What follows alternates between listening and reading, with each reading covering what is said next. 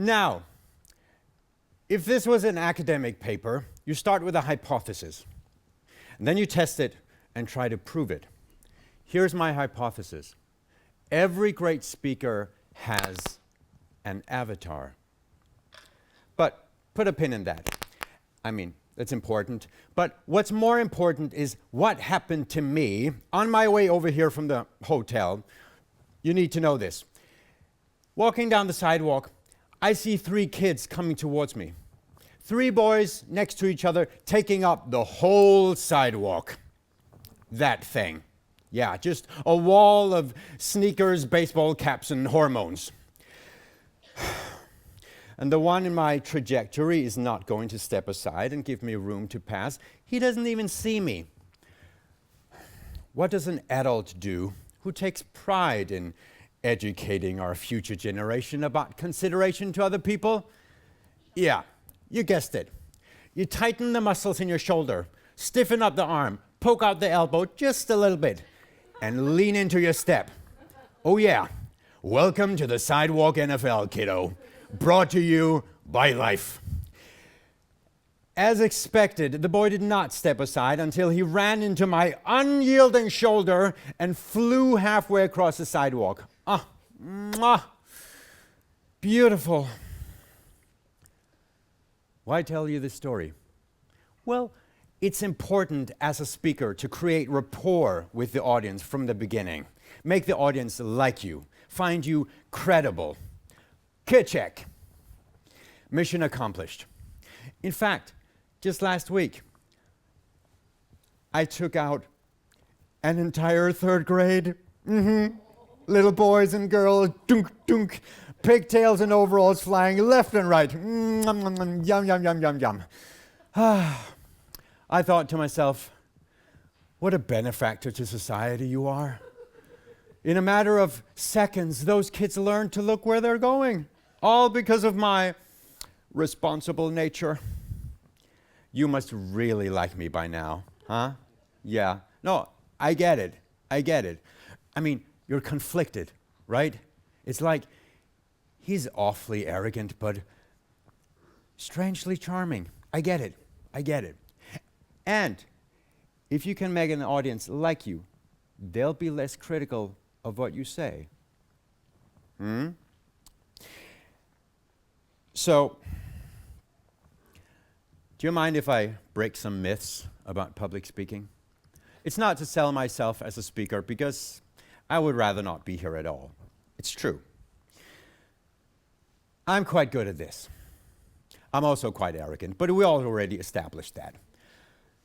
Being on stage, this I know, because I was trained as an actor and a singer, 25 years on stage. But as a person, I'm incredibly introverted. Bliss to me is being home, alone, with the clicking sound of my typewriter, the smell of coffee, and reruns of Jersey Shore. Oh, I miss Snooki. You remember Snooki? Yeah. Why did he leave me? Such talent.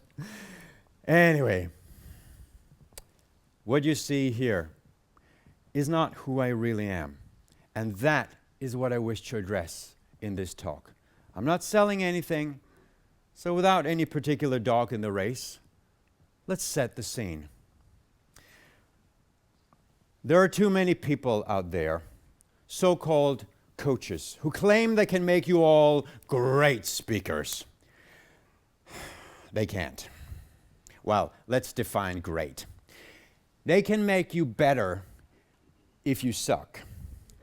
And the one thing they're all throwing around more than anything as this magic potion for instant public speaking superpowers is authenticity. You have to connect with the essence of yourself and release it onto the world. Ew. Will you please keep your essence off my world? Thank you very much. Speak authentically. Communicate authentically. Ooh. Can I kick you in the face? I swear I'll do it. authentically. These people make me crazy. No, it's not that bad. It's not that bad. They mean well. Wonderful folks who just make me want to suffocate from having Suki sit on my face. Look.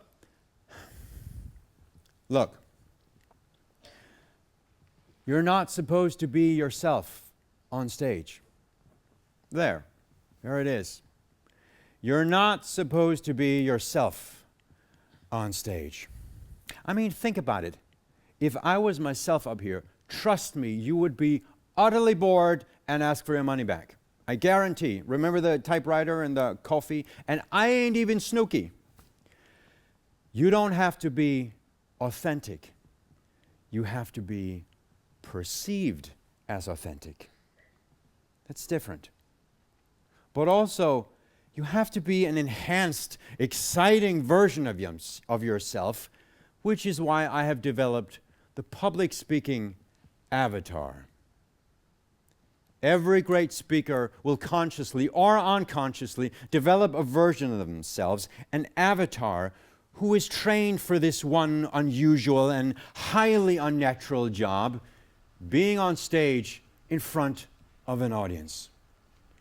Public speaking is not about authenticity. It's about how an audience perceives you, and perception matters. When I was 17, I fell in love, severely in love, and that was the end of happiness. Her name was Ella. Oh my God. She was tall, taller than me, long dark hair and a skirt that was up to no good. First year of high school, we met at the opening night of the school play. Now, I had no interest in the play, but there was a party afterwards and I was in love. Ella was there, so I was there. This after party ended in a game of spin the bottle. Do you know that game? You know it? Yeah. I sat down in a circle of semi-drunk teenagers. When it was my turn to spin, someone decided my fate. Whoever the bottle pointed at, I should kiss. This was it. The universe had spoken. Suns and moons had aligned in a perfect cosmic moment where I was obviously meant to kiss Ella so she could finally fall in love with me. I just needed that spinning bottle to stop randomly within a margin of 2 to 3 degrees. But 2 to 3 out of 360 degrees? Come on. This was it. Ella was over there. Shoo, shoo, shoo, shoo, shoo, shoo, shoo, shoo, shoo, shoo.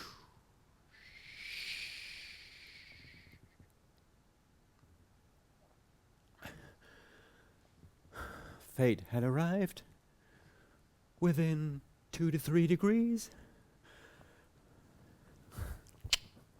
I walked over, put my hand around her soft neck, fingers getting tangled in the dark hair. I leaned in, and this is where a giant rock fell out of the before-mentioned cosmic alignment. You see, I had only done the 5th grade closed lips, innocent kiss until then. Ella was way beyond that. So her lips were shaped sort of like this. Oh yeah, mine were like this. Oh no. And I kissed her inside of her mouth. Yeah, my lips, everything was inside of her mouth. It was the most unromantic sensation imaginable, considering how nice any kiss should feel.